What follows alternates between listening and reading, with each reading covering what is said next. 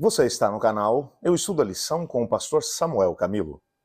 Hoje, na verdade, estamos fazendo a introdução do tema que estudaremos no próximo trimestre, um tema fantástico que será o Evangelho de Marcos. Dá uma olhadinha na nossa lição, ainda com cheirinho de novo. A minha, se bem que eu tenho que dizer a verdade, que ela não está com tanto cheirinho de novo, porque eu já tive dando uma folheada nela, dando uma estudada, analisando os temas que serão abordados durante todo esse trimestre. Eu estou realmente empolgado para poder estudar com você essa lição.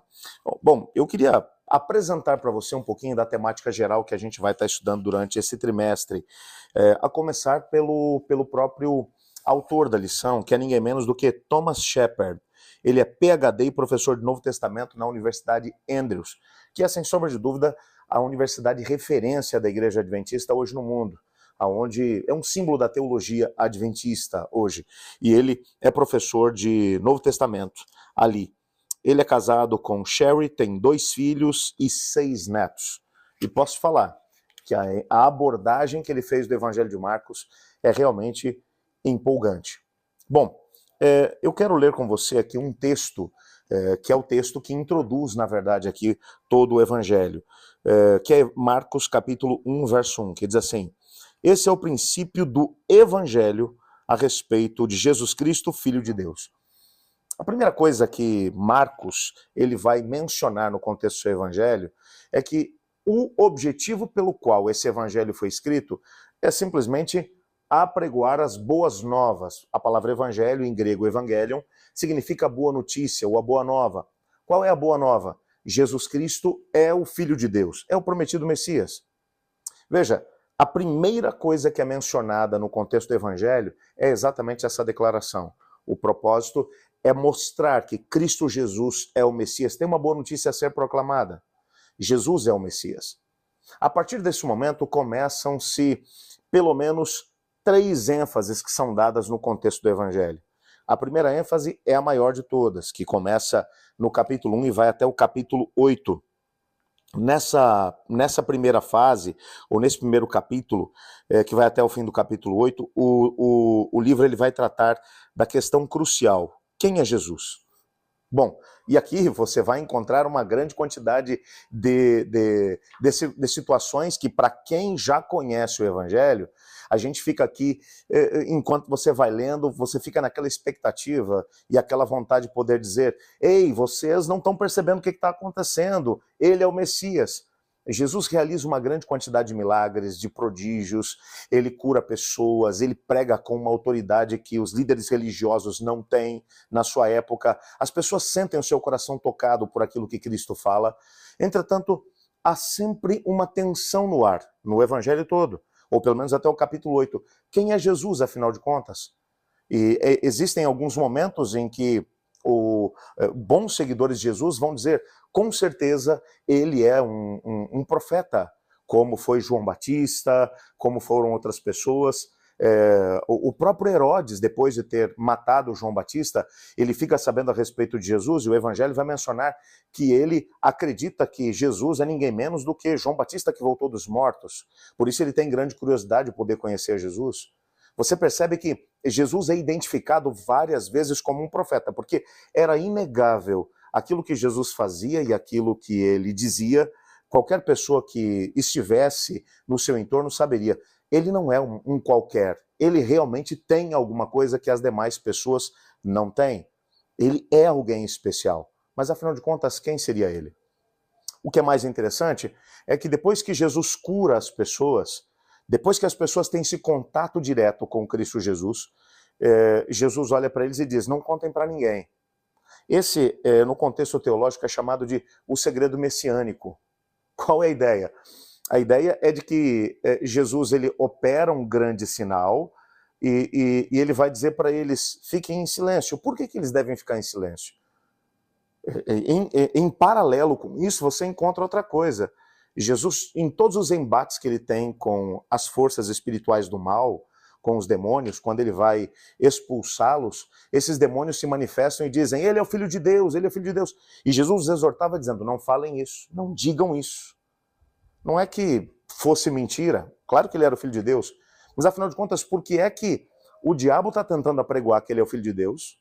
E ele mesmo está tentando impedir que as forças do mal digam isso e que aqueles que foram curados digam isso. A razão é simples. Havia muito preconceito ainda na época de Jesus. Muitas pessoas que tinham uma visão completamente distorcida do que era o reino. Se logo no primeiro momento, enquanto ele começava o seu ministério, as pessoas começassem a identificá-lo já como Messias, isso poderia trazer alguns problemas sérios para o desdobramento ou para o reino de Deus, para aquilo que Jesus Cristo pretendia fazer. Por isso ele vai, num primeiro momento, ele vai dizer, fiquem quietos, não digam isso. Mas o próprio evangelho vai denunciar que o diabo sabia quem ele era. Desde o primeiro momento, desde o primeiro encontro, o diabo sabia que ele era o Filho de Deus. O diabo sabia que ele era o Messias tão longamente esperado. Entretanto, no capítulo 8, vai haver uma reviravolta, porque daí Jesus vai tirar os seus discípulos do cenário mais importante, a região de Jerusalém, da Judéia, até mesmo da Galileia, onde ele tinha passado boa parte do seu ministério, e vai seguir agora para Cesareia de Filipe, uma região mais ao norte. Quando ele está lá com seus discípulos, ele faz uma pergunta: o que vocês estão ouvindo aí no meio das multidões? Quem as pessoas dizem que eu sou? Então, os discípulos começam a dizer, olha, alguns dizem que o senhor pode ser Moisés, Elias, Jeremias, um dos profetas, dos grandes profetas da antiguidade, que retornou dos mortos. Jesus ouve, fica em silêncio, e então pergunta, mas e vocês? Quem vocês dizem que eu sou? E então agora, pela primeira vez, vai acontecer alguma coisa extraordinária. Um dos discípulos vai mencionar quem ele é. Pedro vai dizer, tu és o Cristo, o Filho do Deus vivo. Tu és o Messias, aquele que deveria vir. É interessante que isso enche o coração de Jesus de grande alegria. E agora, a partir desse momento, a segunda ênfase começa a acontecer. É interessante que nessa segunda metade do Evangelho, que vem do capítulo 8, verso 31, até o fim do livro, nós encontramos outra pergunta. Para onde Jesus está indo? Os discípulos, nesse momento, já o reconheciam como Messias. Legal. Mas eles achavam que agora, como Messias, ele estava indo para o trono. E Jesus estava indo para a cruz. Então, o tempo todo, Jesus repete a informação. O Filho do Homem veio para poder morrer.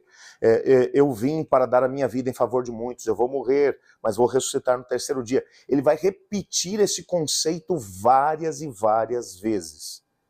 Mas ainda assim, os discípulos não compreenderam. É tanto que quando ele morre na cruz do Calvário, os discípulos vão se esconder, vão ficar presos no cenáculo, o mesmo lugar que haviam tomado a ceia com ele na quinta noite, e eles agora têm medo de passar pela mesma experiência de Jesus, de morrerem. Eles parecem que se esqueceram de quem era Jesus. E então, finalmente, vem a última ênfase do Evangelho, que é o último capítulo, o capítulo 16. Jesus ressuscita e agora ele vai enviar recados, primeiro através de Maria Madalena, aquela de quem ele havia expulsado 7 demônios, depois através do Cleopas e o seu amigo, que haviam tido um encontro com Jesus na estrada de Emaús, e Jesus vai enviá-los aos 12 apóstolos que estão trancados no cenáculo e vão dizer, ele ressuscitou, mas os discípulos não creram, até que finalmente o próprio Jesus aparece no meio deles e lança em rosto a incredulidade e dureza do coração, porque não acreditaram naqueles que já o tinham visto ressuscitado. E aqui entra essa terceira ênfase, que você repara que tudo está envolto na questão do crer, né? Na primeira parte do livro, a questão é quem é Jesus. Na segunda parte do livro, para onde ele está indo? Ele está indo para a cruz. Todo mundo queria que ele fosse para o trono, ele está indo para a cruz. Agora, na terceira fase, a grande questão é, você crê realmente que Cristo é o Messias? Você realmente crê que ele ressuscitou dos mortos? Você crê nisso? Então, agora, quem crer e for batizado será salvo. Essa é a ênfase. Marcos 16, 16. E Jesus vai enviar os discípulos agora por todo o mundo para poder contar a todos que ele é o Messias, que ele veio para morrer, que ele subiu ao céu, mas que vai voltar uma segunda vez. E para que eles tenham autoridade para fazer isso tudo, Jesus derrama sobre eles o Espírito Santo e dá a eles poder e autoridade para que, mesmo que eles tomem veneno, que sejam envenenados, ou que uma cobra venenosa acabe por picá-los, eles serão protegidos, porque eles estarão em missão. Qual a missão? A missão é contar o que eles aprenderam na perspectiva do Evangelho. Quem é Jesus? Ele é o Messias. Para onde ele foi? Ele foi para a cruz. Mas ele ressuscitou, foi ao céu, e voltará muito em breve para buscar todos aqueles que crerem no Evangelho, que é a totalidade daquilo que o Evangelho menciona. Bom, esse é o resumo do Evangelho de Marcos. E nesse trimestre nós teremos a oportunidade de poder compreender um pouco mais plenamente essa mesma temática e teremos a oportunidade também de poder compreender o que é que o Senhor Deus espera de nós, como sendo aqueles que continuam a história do Evangelho hoje, porque nós somos aqueles que somos enviados por Cristo para poder compartilhar essa mensagem de esperança com todos aqueles que estão à nossa volta.